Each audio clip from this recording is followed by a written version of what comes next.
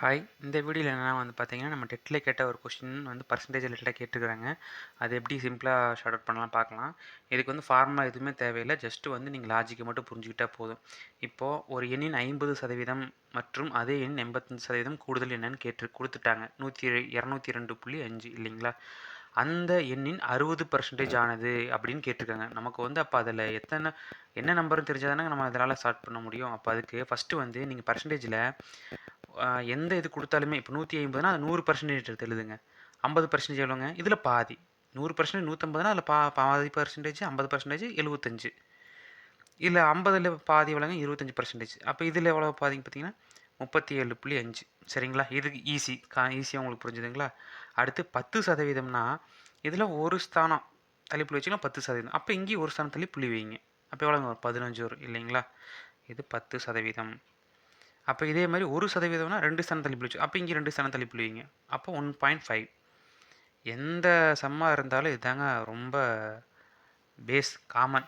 நீங்கள் அதை ரொம்ப காம்ப்ளிகேட் பண்ணிட்டுலாம் எந்த இதுவுமே இல்லை. சரிங்களா?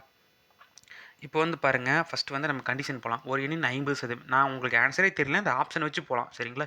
நான் ஃபஸ்ட் ஆப்ஷன் எடுத்துட்டேன். 150 இல்லைங்களா? ஒரு எண்ணின் 50%. 50% எவ்வளோங்க? 75. ஓகே, போட்டாச்சு. 75 மற்றும் அதே எண் 85% என்னங்க? இந்த மூணையும் கூட்டினா நமக்கு 85% கிடைச்சிருங்களா? அப்போ இந்த பக்கம் பார்த்துங்க, அந்த மூணையும் நம்ம கூட்டணும். அப்போ 75 37.5 பண்ணுங்க 15.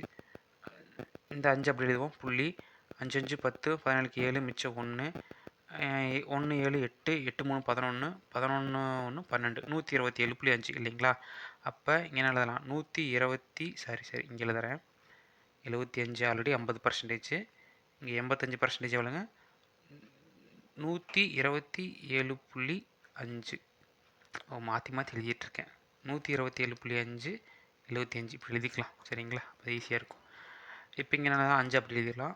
7 5 7 12க்கு 2 மிச்சம் 1 7 3 10க்கு 0 மிச்சம் 1 202.5 ஆன்சர் வந்துருச்சு இல்லைங்களா? இந்த கூடுதல் வந்துருச்சு.